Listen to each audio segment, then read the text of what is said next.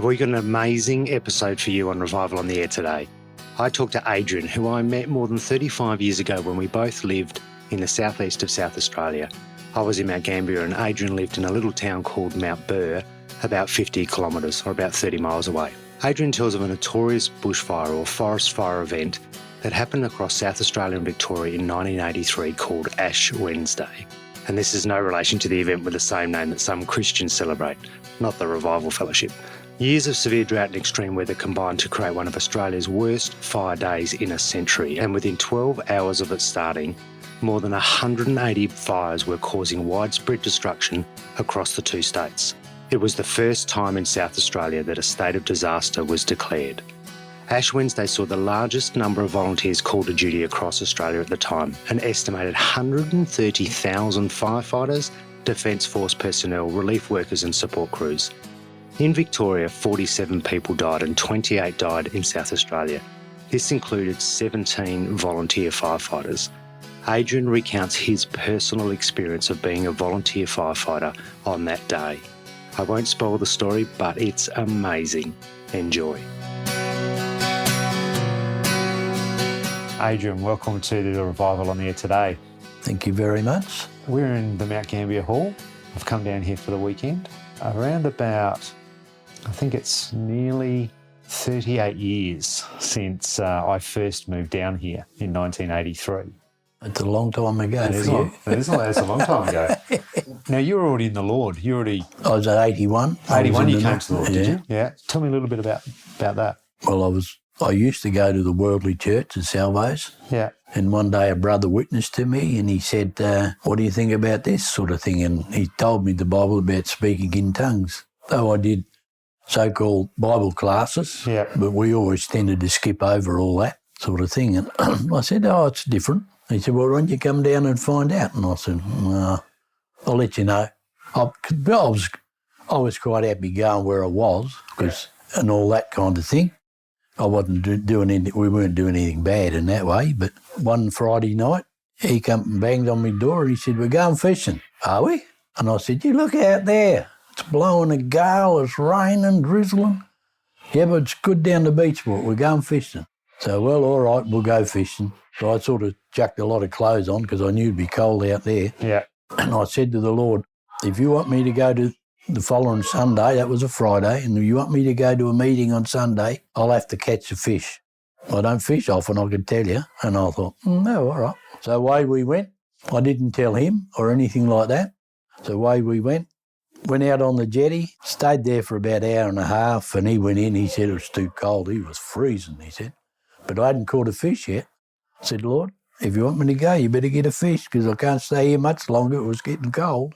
And within a few minutes or seconds, whatever it took, next thing there was a tug on the line, so I pulled it up and there was a little sardine about that big, and I thought... So that big's about 4 inches? Yeah. Not even enough for the cat, I thought. But it was still a fish. It was a fish. So I went back and went back home, and the following Sunday we come down here. That was on a Sunday, yeah.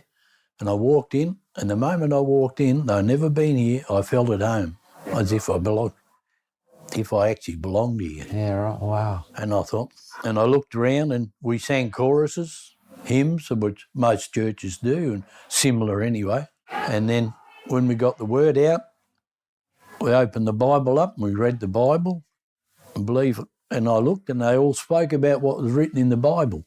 Because where I went at the time, they'd read the Bible, or somebody would, and they'd talk about whatever they wanted to do after that. And I thought, well, not really in the Bible.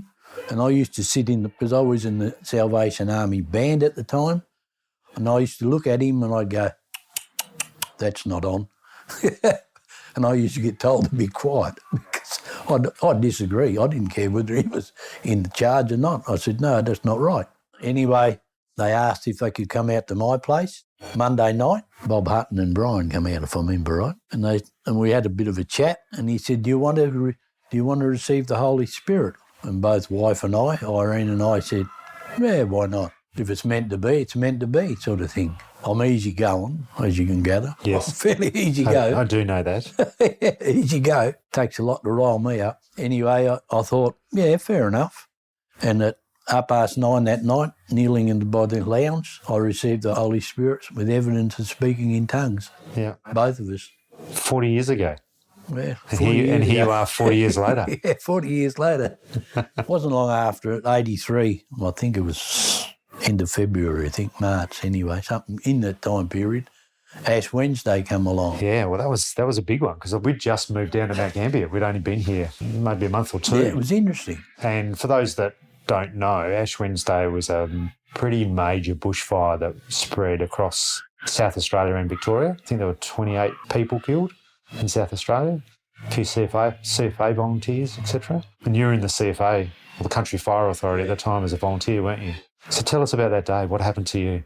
Well, it could have been a Friday. Day doesn't really matter. It was on that day. It was a hot day. Gee, it was hot. Oh, that hot I didn't really want to go to work. It was too hot to be underneath tin. Yeah.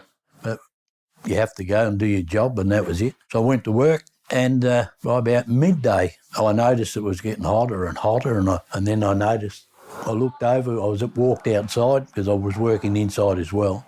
I walked outside and it was starting to get pretty black out there. Next thing, the fire siren went, and I thought, must be a fire somewhere. So we usually tend to drop everything and go down to the end of the block sort of thing in the middle by the road. There's a fire truck there, and we go down there and wait till we get a crew, and then we go away, have a look. Anyway, that was all right. I thought, Next thing I noticed, the big siren was blaring again. And I thought, it must be a major one, this one. But because they don't tell us, they never tell you too much them days. You just find out by word of mouth sort of thing. It goes along. And we sort of thought about it, and I thought, I better go home. I said, I'm going home to see what Irene's up to for a start, because it only takes me a minute and a half to get home. If I go the back way, it takes a minute. If the gate's open, I just come out the back and straight home. So that's how quick it is to get home. I could praise the Lord anyway. I went home and somebody actually turned up and took Irene to Mount Gambier. Yeah, because your house, if I remember correctly, is right on the edge of the pine forest. Oh, yeah. Oh, that's nothing. I didn't think much of that in. Yeah. But all the houses are wood anyway, so if they're going to burn, they're going to burn. Yeah. They're all wood anyway, most of them. There's only about one or two that weren't. Anyway, I thought, yeah, all right. She'd already gone, so the way she went, somebody picked her up, and I thought, well, take the car, I'll drive it by the oval, lock it, and keep my pocket. And then I went back to the fire shed, walked back to the fire shed, which was just down the road a bit, and they said, what are you doing? I was on a moped. A little motorbike. Me little motorbike, 50cc motorbike. I did have a helmet on. Anyway, I went down there and they said, there's a house out the road about 1 kilometre. I said, yeah, I know who it is, Williams. Could you go out there and have a look? I said, what do you expect me to do? On your moped? yeah, I said, the fire truck's driving around Mount Burr. Yeah. So Mount Burr's a little country town sort of in the middle of forest, really, isn't it? Yeah, it's forest all around. It kept road going in, going out, sort of thing. Yeah, and they said, the fire truck's driving around the Burr, patrolling. Yeah. I mean, I wasn't on it then. And I said, yeah, fair enough. So, well, all right, I'll go out in my moped. On the way out I went, and it was about out of town sort of thing. And the moped didn't like that because it was smoky, ash was going all directions, and you could see where the fire front actually comes through this side and that side. So sort of left and right, just surrounding the town.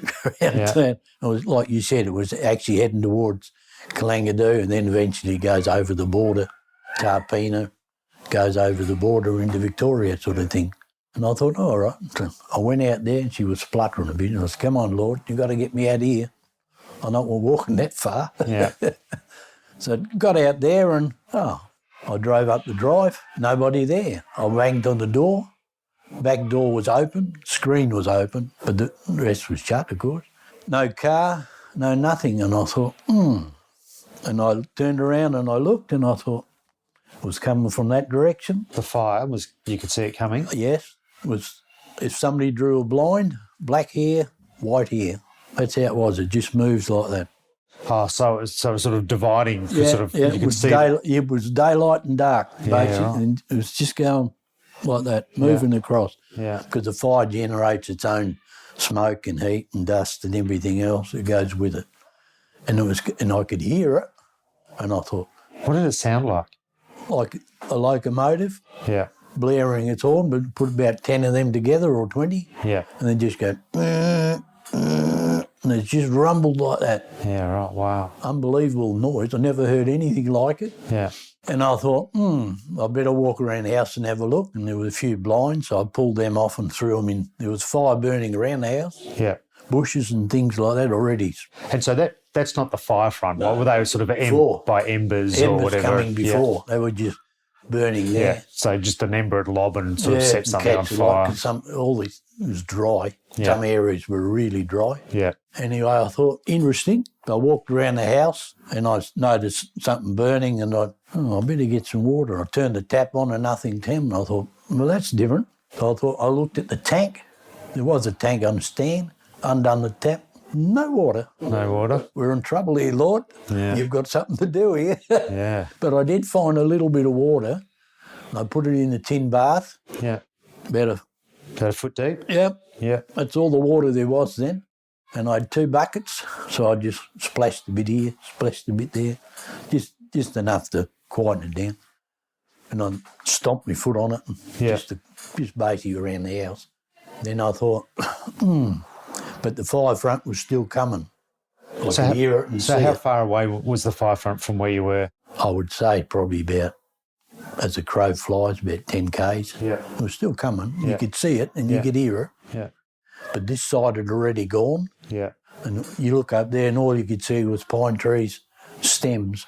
Right, okay. So it burnt completely burnt off. the whole pine front. Everything was just sticks standing in the ground. That's all that was left in that area. And I thought, it's different. It never really bothered me. But because I'd done a lot of training in the CFA, I was sort of, probably blasé, but in another way, I was sort of used to it anyway. I'd been to other fires and we didn't sort of overdo it too much. Because I'm easy going, you take it as it comes.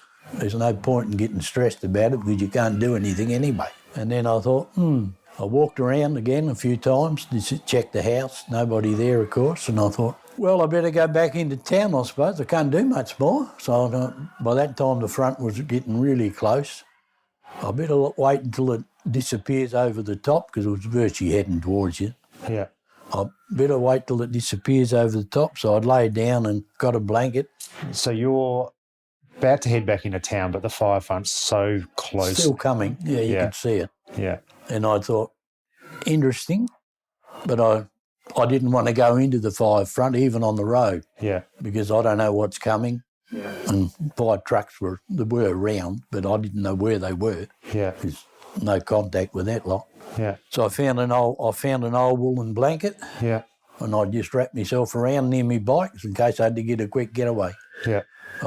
Then I thought, here we go, Lord. Yeah. And I had some prayer about it.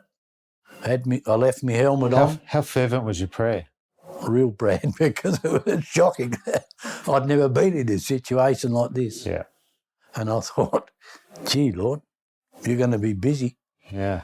Because I couldn't do anything. I had a few buckets of water, but that was all I had. I can't put the house out with that. Yeah. Anyway, that was all right. And got that. I laid down, and where I actually was, there was green grass. Obviously, I actually had an electric pump going out of the bore and watered that area in front of the house, basically, area there. I went over the fire front, just roared over the top. Hang on. So you're laying on the grass? Yep. Wrapped on the blanket. Where's your motorbike? Your motorbike's alongside of me. Right, motorbike's alongside of you. You got a woolen blanket wrapped around you. Yep. And the fire front, this 10 freight train noise thing is coming towards you. It's just coming at you. Right.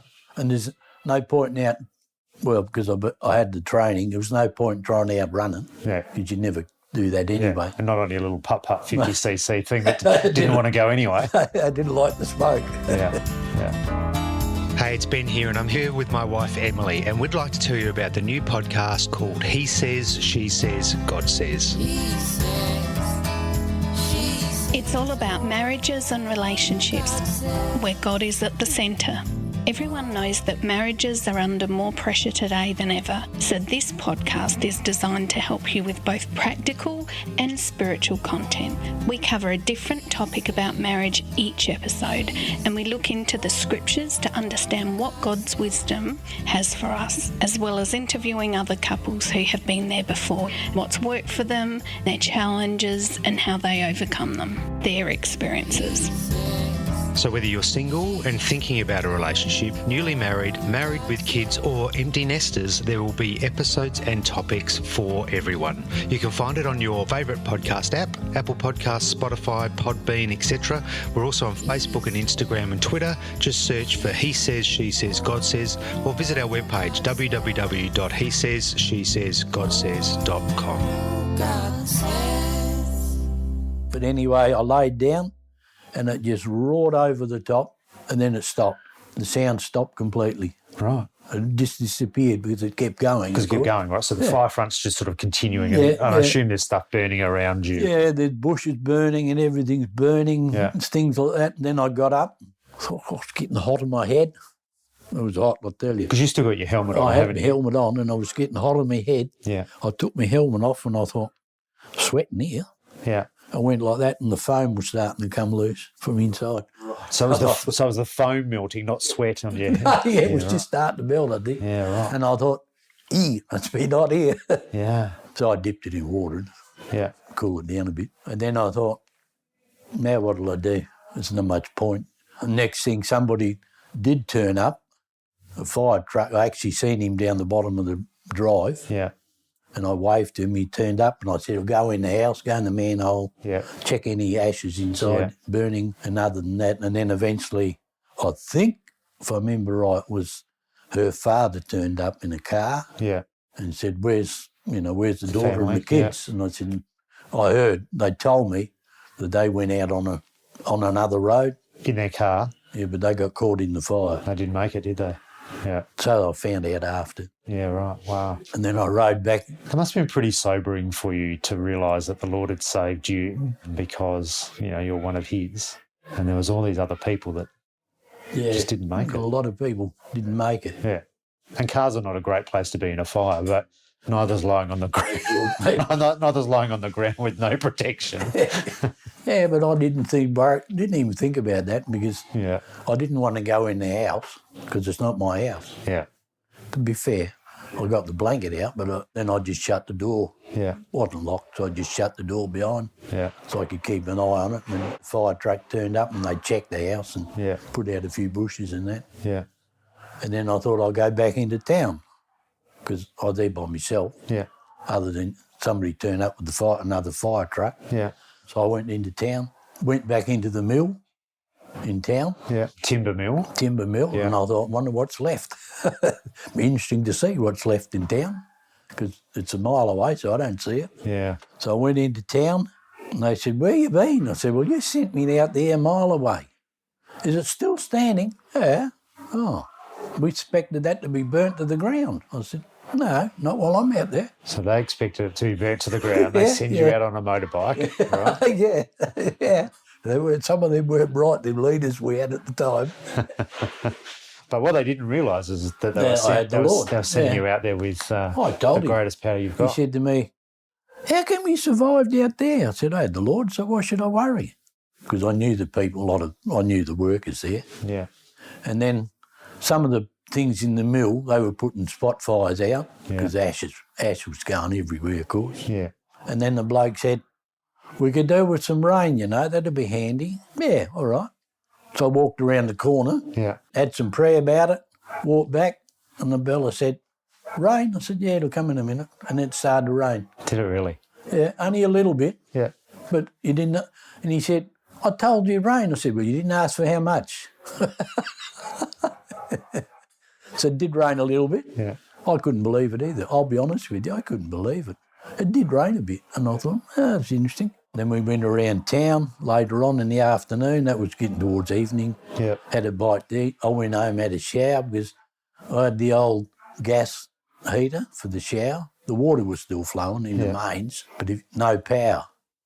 But I had the old battery-operated gas heater Bosch heater and at work with the battery, see, so I could light up and nice shower. And I was only one to have the shower, I think, the place. Smoke and dust and charcoal and all the other stuff will off. Yeah, throw that out, wash it down with the hose, put it hanging on the line. Then I thought I'd better walk around the house to see what was burnt because the ash was blowing around. Yeah. Oh, look at that. The kids had a big trampoline. Yeah. There's a few holes In the tramp. where the sparks had gone through, obvious. Yeah. Then I looked on the line. Oh, there's a peg that's burnt. On the edge of the peg got burnt. That's how much heat there was going around at the time. But didn't really catch anything. Yeah. So I was quite impressed about that. Praise the Lord. And I thought, have a shower, grab something to eat, then got on the fire truck because the others went home. And it was the most eerie thing I ever saw. At night, we were driving around at night through the street, around the small town through the street. Yeah. And you'd see an odd light in a window. Yeah. But most people had evacuated by then, except those who decided to stay, which is nowadays they probably wouldn't let you, but them days they didn't sort of, as long as we knew what house you were and didn't go all over town, because we couldn't find you otherwise in the dark that easy.